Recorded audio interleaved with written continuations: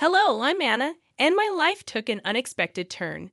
5 years into my marriage with Paul, we were your typical couple. I worked as a teacher, while he held a managerial position at an energy company. Life was predictable until this father passed away, leaving his mom Elaine alone in their family house. One night, out of the blue, Paul dropped a bombshell. Anna, we need to talk, he said abruptly, his tone serious enough to make me pause mid-scroll on my phone. I looked up asking, "What's up? Is everything okay?" Taking a deep breath, he said, "It's about Mom. She's alone in that old house since Dad passed. I think we should move in with her." My stomach dropped. Move in with Elaine? Paul, you know she and I barely get along. Leaning against the kitchen counter, he responded firmly, "I know, but she's my mom, and she's struggling. Plus, we're just burning money on this rented apartment." I sighed, running a hand through my hair. "But this is our space, our home. Moving in with your mom is a whole different ballgame." Paul's voice took on a pleading edge. "Please, Anna. It's not just about the space. It's about family. Mom needs us."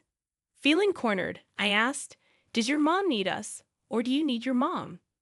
He frowned. "That's not fair, Anna. I'm not asking you to live in a dump. It's a huge house with plenty of room for all of us." I crossed my arms, tension rising. "And what about our life here?" "Just uproot everything because Elaine snaps her fingers." His tone hardened. "It's not like that, and you know it. I'm thinking about what's best for everyone." I shot back, "Everyone, or just Elaine?" Frustrated, he threw his hands up. "Damn it, Anna, can you try to see the bigger picture here?" Glaring at him, I retorted, "I am looking at the bigger picture, Paul. Our life, our independence, not just playing happy families in that gloomy old house of hers." The argument went in circles, each of us standing our ground. But eventually, I caved, giving in to Paul for the sake of peace. Deep down, I dreaded every bit of it. Moving day arrived, and it was as uncomfortable as I had imagined. Elaine's house stood there, an imposing old structure with echoing rooms and a constant chill in the air. Elaine greeted us with a stiff smile, saying, "Welcome to my home. I expect you to respect my ways." I forced a smile, trying to keep the peace. "Of course, Elaine. We appreciate you letting us stay." Living with Elaine was like living with a hawk. She had a comment for everything.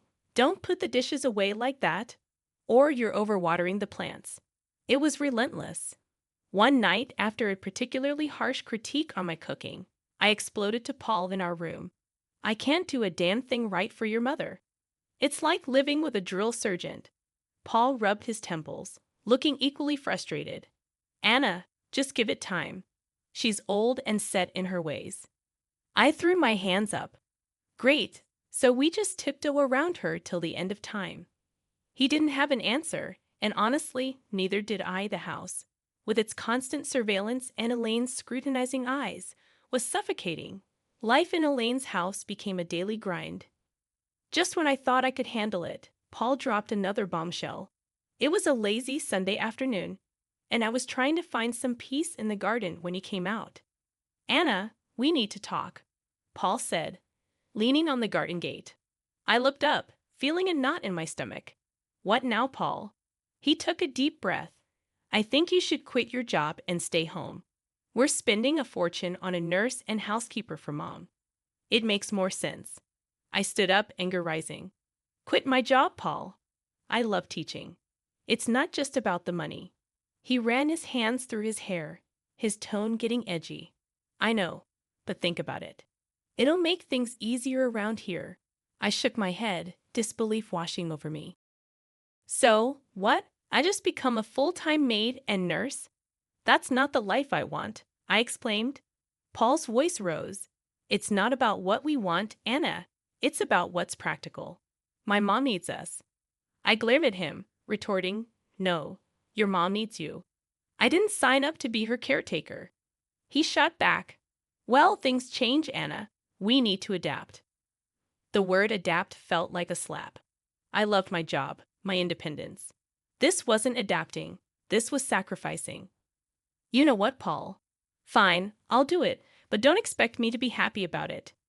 He sighed, a look of relief crossing his face. Thank you, Anna. It means a lot. But it didn't feel like a victory. It felt like I was losing a part of myself. Quitting my job was hard, but the days that followed were harder. I was now a full-time housekeeper, nurse, and cook. Elaine, as always, had her 2 cents to add about everything. Those curtains need a wash, she'd say, or the soup is too salty. It was endless. One day, I snapped. Elaine was criticizing the way I ironed her clothes, and I couldn't take it anymore. Elaine, can you just stop? I'm doing my best here. She looked taken aback. Well, I'm sorry if I have standards, Anna. I threw the iron down, my voice shaking with frustration. I'm not your servant, Elaine. I'm your son's wife. I'm here trying to help, and all you do is criticize me. There was a moment of tense silence, and then Elaine's expression softened slightly.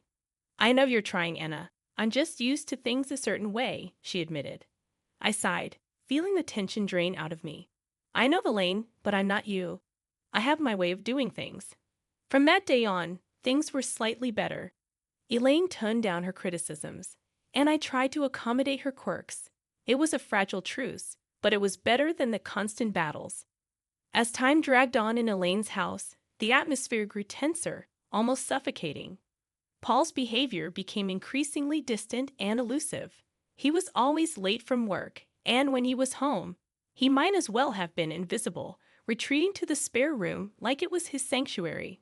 One evening, unable to bear the silence and distance anymore, I cornered him in the kitchen. Paul, what's going on with you? You're hardly here, and when you are, it's like you're not even my husband anymore.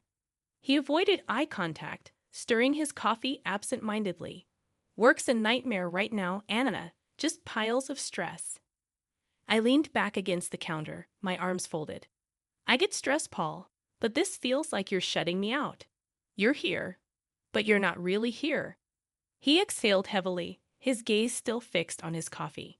I don't know what you want me to say, Anna. I'm just really tied up with stuff. I wanted to believe him, to understand, but something inside me screamed that there was more to it. Then there was Lucy, Paul's sister, who made it her mission to add to the tension. Each visit from her was a trial. She'd look around the house with a sneer and quip, still stuck in this old dump, huh? I usually bit my tongue, but one day, her taunts hit a nerve. Not all of us have the luxury to mooch off others, Lucy, I shot back. She just cackled, her voice grating on my nerves.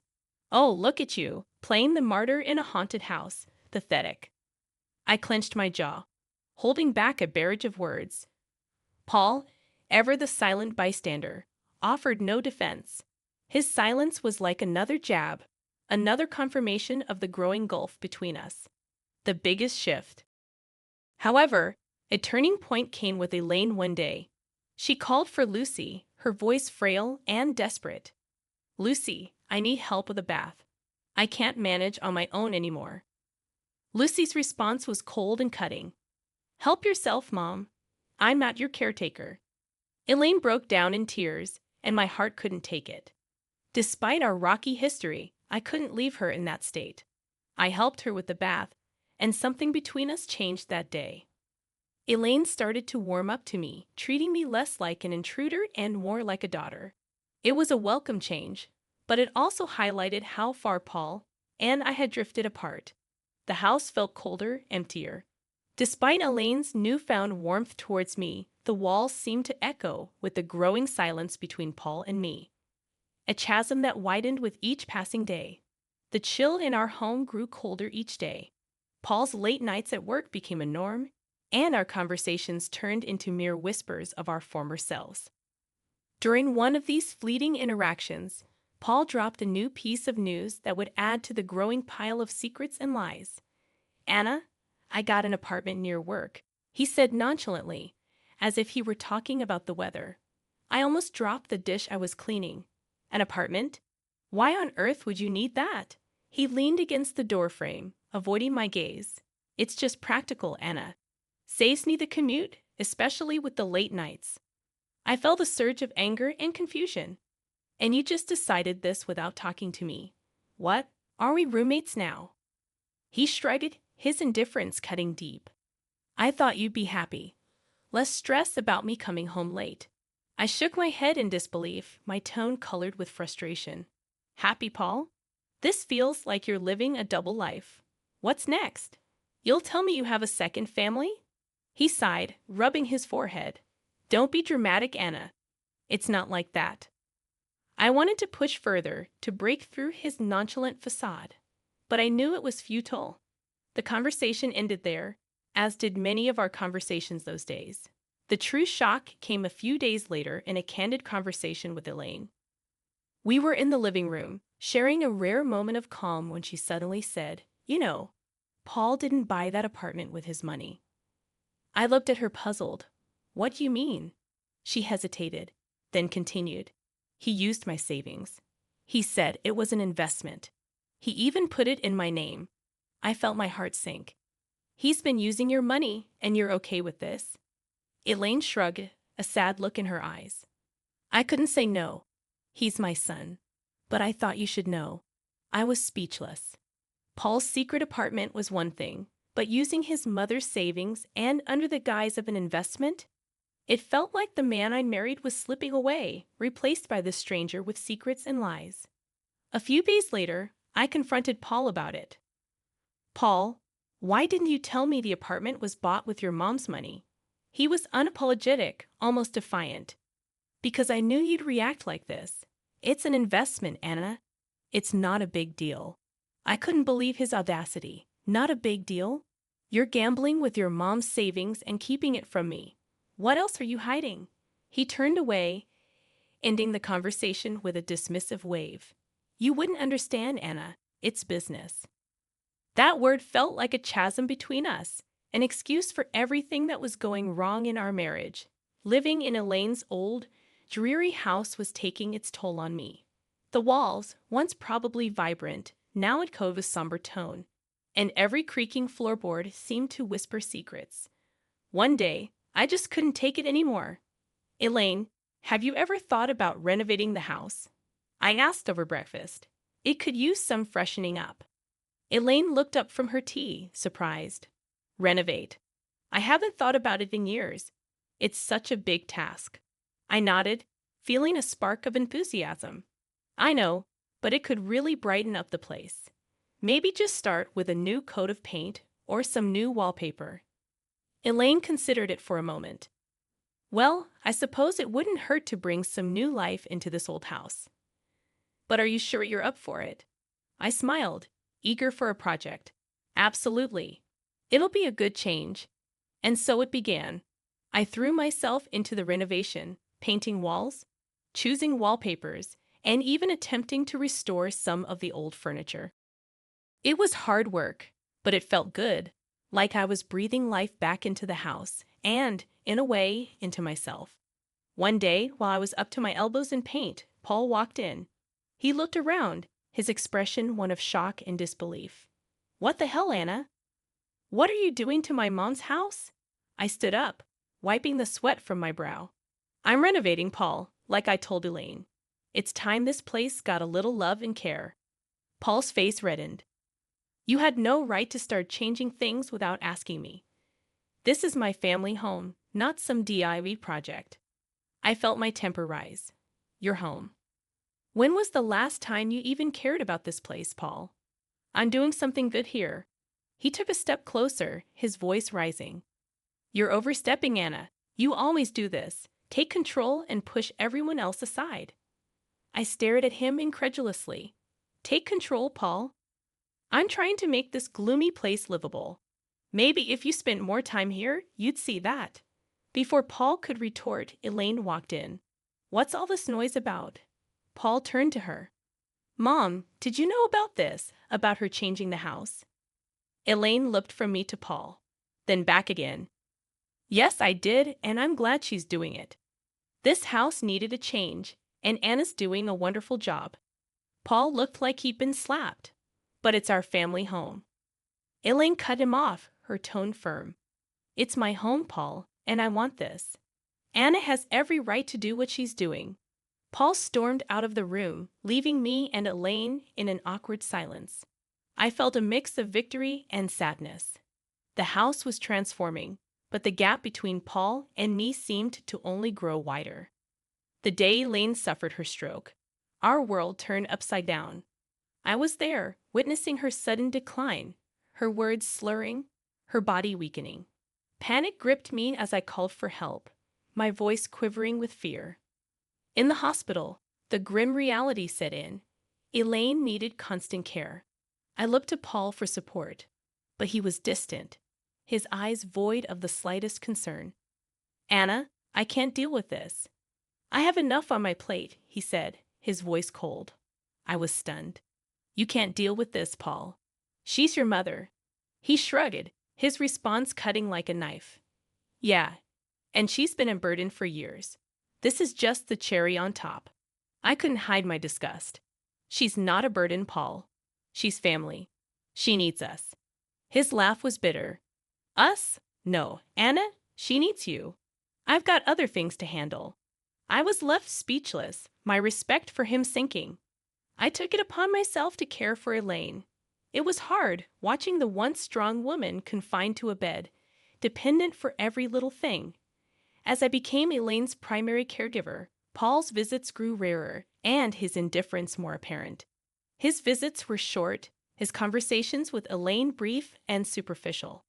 Then Lucy came. I overheard that in the living room. Their words like venom. "We should start thinking about the will, dividing the assets," Lucy said, her voice devoid of any emotion.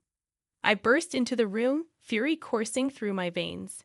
"How can you be so heartless, discussing her will right in front of her? She's still here." Lucy smirked, her words sharp. "Oh, look who's talking, the saintly daughter-in-law. This is our family's matter. Stay out of it." Paul chimed in, his voice laced with cynicism. "Anna, just drop it. It's practical to plan these things. No use pretending she's going to bounce back." I was aghast at his cruelty. Practical. "She's your mother, Paul. How can you be so callous?" He shrugged, his reply cold and detached. "Life's callous, Anna. Better get used to it." I turned away, my heart heavy with disgust. The following weeks, I dedicated myself to Elaine's recovery, and to my surprise, she showed signs of improvement. Her fingers twitched, her speech cleared. She even managed a few steps. It was a miracle to me, but a nuisance to Paul and Lucy. Their true colors were now vividly clear. Their mother's plight was nothing more than an inconvenience, a hurdle in their path of inheritance. The betrayal stung deep, not just as a daughter-in-law, but as a human being. Life had settled into a grim routine. Elaine's health was a constant roller coaster, with small victories overshadowed by the looming fear of the worst. Then it happened. Another stroke, this time more severe. The call from the hospital felt like a punch to the gut. Elaine didn't make it. The funeral was a somber affair. I stood beside the grave, my heart heavy, watching as people paid their respects. That's when Paul arrived, and with him, a woman I didn't recognize and two small kids clinging to her hands. "Who's she?" I whispered to myself, my eyes fixed on the unfamiliar woman.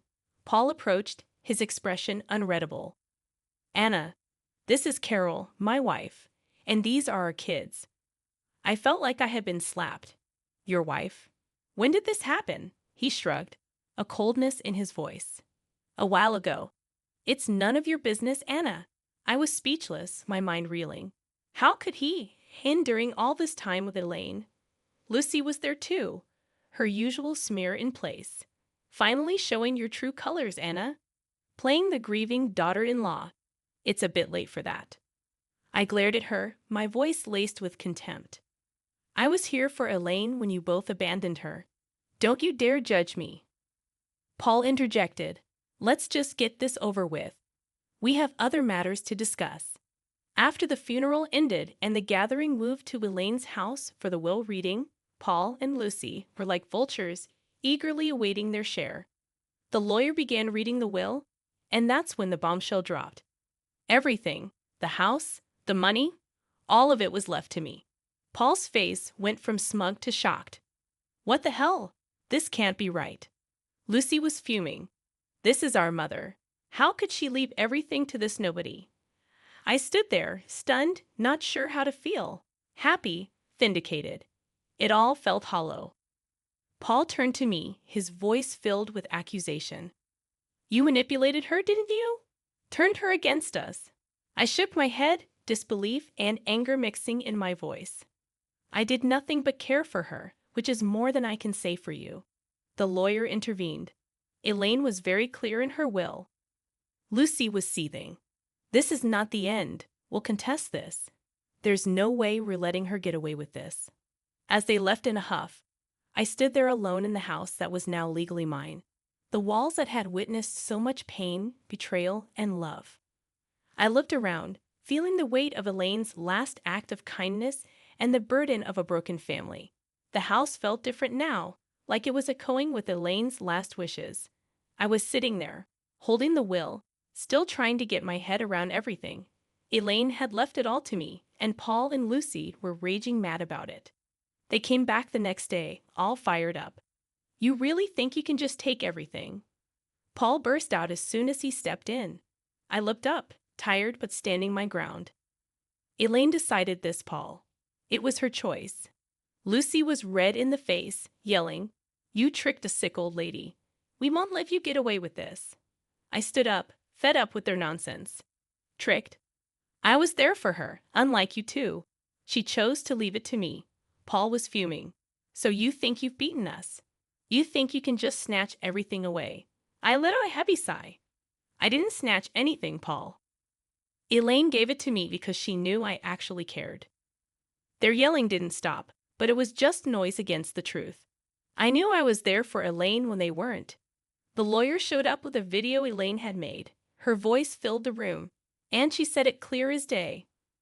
I left everything to Anna because she was like the daughter I never had. She was there when my own kids weren't. She deserves it all. The room went quiet. Paul looked like he had been punched in the gut, and Lucy started crying, finally realizing what they had done.